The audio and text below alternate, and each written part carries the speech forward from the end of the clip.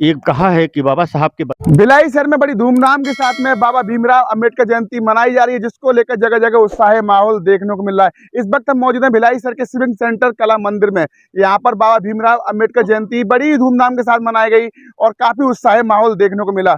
इस कार्यक्रम में बीएसपी प्रबंधन शामिल हुए, सुनते हैं। बाबा साहब हमारे लिए एक बहुत सम्मानीय हमारे लिए सम्मानीय आदमी थे और अभी भी है और रहेंगे भी। मैं एक एग्जांपल दूंगा कि अमेरिका जैसा कंट्री 1776 में इंडिपेंडेंट हुआ और 1920 तक वो फीमेल वोटिंग राइट्स नहीं था उनका कंट्री में भी, और हमारा कंट्री जिस दिन हुआ उसी दिन से वोटिंग राइट्स था।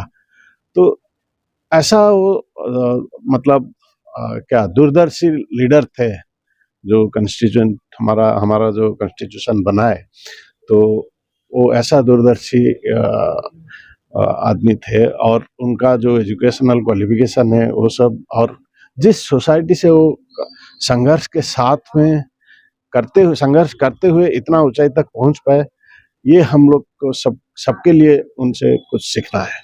मेरा सभी को यही संदेश है कि let us work hard and take the country to the next stage.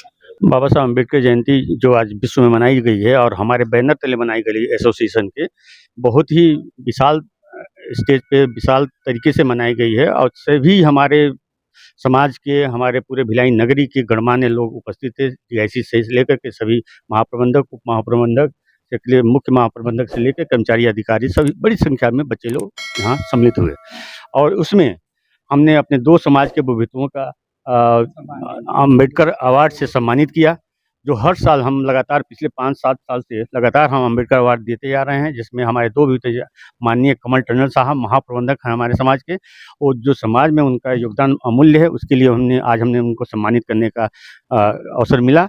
और साथ ही हमारे आदिवासी समाज से अशोक कंगाली जी, जो कि समाज में उनका काम अनुकरणीय है, आज उनको हमने सम्मान करके अपने आप को गौरवान्वित महसूस कराया है। किस प्रकार मैसेज देने का प्रयास किया आपने?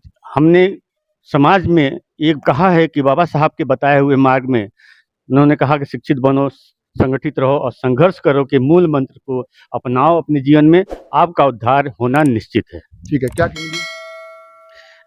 बाबा साहब के संविधान जो हमारे आज भारत देश को विश्व का सबसे बड़ा लोकतंत्र बनाया है, उसमें महत्वपूर्ण बातें यही हैं, हमारे जो एसोसिएशन के माध्यम से संदेश देने का, समानता, न्याय और बंधुत्व की ही बातें हैं, जो संदेश हमने देने की कोशिश की है आज।